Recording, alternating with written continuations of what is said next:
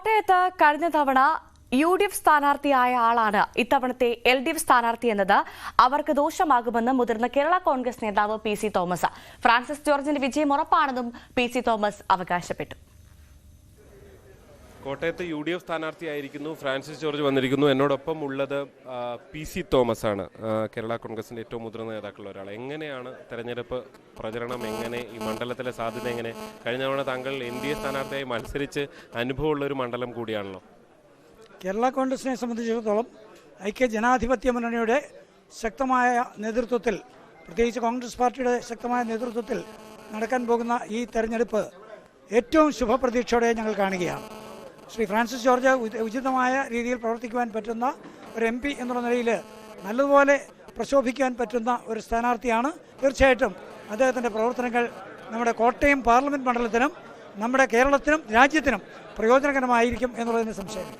അങ്ങയുടെ പേരൊക്കെ ഉണ്ടായിരുന്നു, അതിൽ നിന്ന് ഫ്രാൻസിസ് ജോർജിലേക്ക് എത്തുമ്പോൾ ഒരു പ്രതികരണം എന്താണ്? ഒരു പാർട്ടിയാകുമ്പോൾ പല പേരുകളുമൊക്കെ ചർച്ച ചെയ്യപ്പെടും.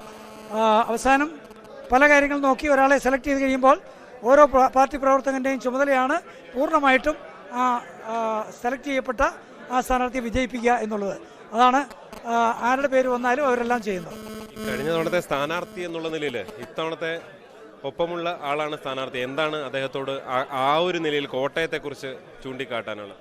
അല്ല, കോട്ടയം UDFന് വളരെ ഫേവറബിളായിട്ടുള്ള ഒരു മേഖലയാണ്. അതുകൊണ്ടാണ് കഴിഞ്ഞ പ്രാവശ്യം UDF സ്ഥാനാർത്ഥി ഇവിടെ ഒരുമാതിരി നല്ല ഭൂരിപക്ഷത്തിൽ കഴിഞ്ഞ തെരഞ്ഞെടുപ്പിൽ ജയിച്ചത്.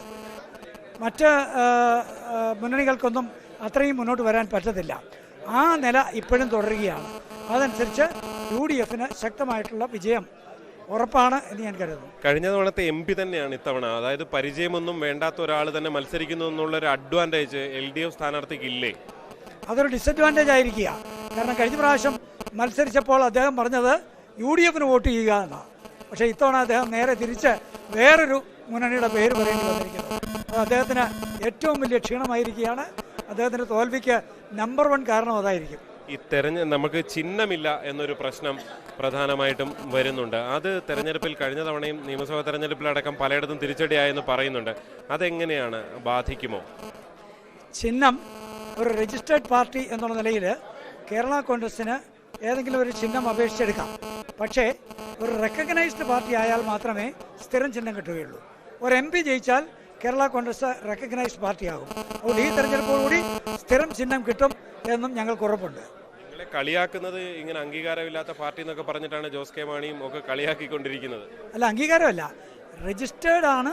പക്ഷേ അംഗീകൃത പാർട്ടി ആകണമെങ്കിൽ അതിന് നമ്പർ വേണം. ജോസ് കെ മാണി നേതൃത്വം നൽകിയ പാർട്ടിക്കും ഇടയ്ക്ക് അംഗീകാരമില്ലാതെ പോയിട്ടുണ്ട്. അതുകൊണ്ട് അംഗീകാരം കിട്ടണമെങ്കിൽ അത് തെരഞ്ഞെടുപ്പിൽ കൂടി വിജയിച്ച് വരണം എന്നുള്ളത് ശരിയാണ്. അതുകൊണ്ട് ഈ തെരഞ്ഞെടുപ്പ് അതിനുള്ളതാണ് എന്ന് ഞങ്ങൾക്ക് സംശയമില്ല. ചിഹ്നം അങ്ങനെയുള്ള കാര്യത്തിൽ നിങ്ങൾക്കിടയിൽ ചർച്ചകൾ വല്ലതും ഉണ്ടായിട്ടുണ്ടോ? എന്ത് ചിഹ്നം വേണം എന്നുള്ള കാര്യത്തിലൊക്കെ? ഇല്ല, അങ്ങനെ ചർച്ച ആയിട്ടില്ല.